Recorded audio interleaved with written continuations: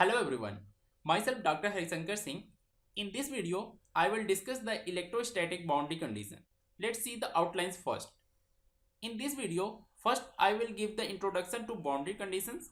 Then I will consider the boundary condition for interface separating two dielectrics, that is dielectric boundary condition. Let's start. Till now, we have considered the existence of electric field in a homogeneous medium in the previous videos. So question rises that what will happen if the field exists in two different medium, that is heterogeneous medium.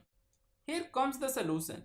If the field exists in a region consisting of two different medium, the condition that the field must satisfy at the interface separating the medium are known as boundary condition. These boundary conditions are helpful in determining the field on one side of the boundary if the field on the other side is known. Now, as you all know, a vector field is said to be spatial continuous if it does not exhibit abrupt changes in either magnitude or direction as a function of position. As I told you, even though the electric field may be continuous in adjoining dissimilar media, it may be discontinuous at the boundary between them. So boundary condition specify how the components of fields, that is tangential electric field and normal electric field to an interface between two medium relates across the interface. To determine the boundary condition, we need to use Maxwell equation, which I will discuss in detailed manner in the upcoming videos. Closed integral E dot dl is equal to 0, which implies that curl of electric field is 0. And by applying the Stokes theorem to change the line integral into the surface integral, we will get del cross E is equal to 0. And the second equation is surface integral del dot ds is equal to Q enclosed. This implies that divergence of D is volume charge density rho v. Here QENC is free charge enclosed by the surface S. And by applying the divergence theorem, that means by changing the surface integral into the volume integral, we will get del dot D is equal to rho v. These boundary conditions are equally valid for electrodynamics. Now I will tell you about the dielectric boundary condition. Look at this figure. Consider the interface between two dissimilar dielectric regions of dielectric epsilon 1 and epsilon 2. Here I am using two different color for the clear vision. Medium 1 is having electric field E1 and electric flux density D1, and medium 2 is having electric field E2 and electric flux density D2. Since an electric field is present in both the region, it will produce an electric flux density which is D is equal to epsilon E.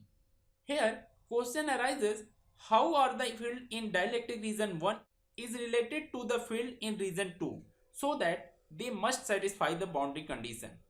So first we will write the field at the dielectric interface in terms of their normal and tangential component. So normal component of electric field at the interface is denoted by E1n in the region 1, and tangential component of electric field in the region 1 is denoted by E1t.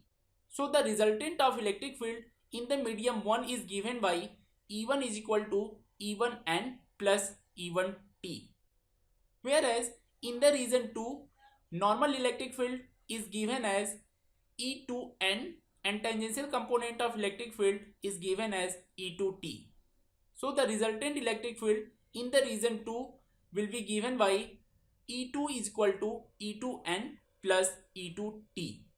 Thus, the first boundary condition states that tangential component of electric field is continuous across the boundary.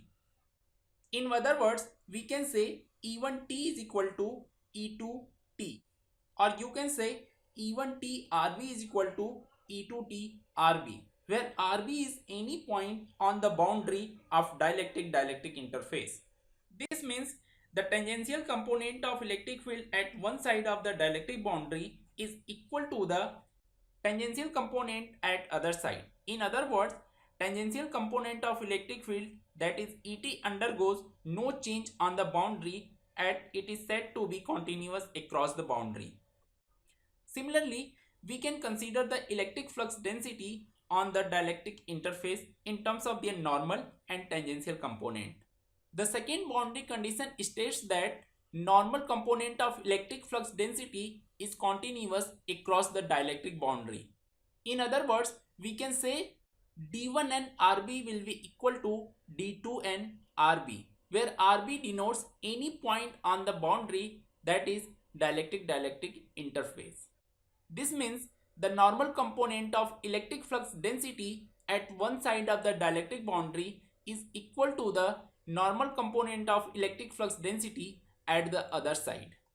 Since we know as D is equal to epsilon E, the boundary condition can likewise be expressed below. The first boundary condition in terms of electric flux density can be written as d1t rb divided by epsilon 1 is equal to d2t rb divided by epsilon 2. Whereas second boundary condition in terms of electric field can be written as epsilon 1 E1 and RB will be equal to epsilon 2 E2 and RB. These boundary conditions describe the relation of vector field at dielectric interface only. That means at any point R is equal to RB. That means dielectric interface only.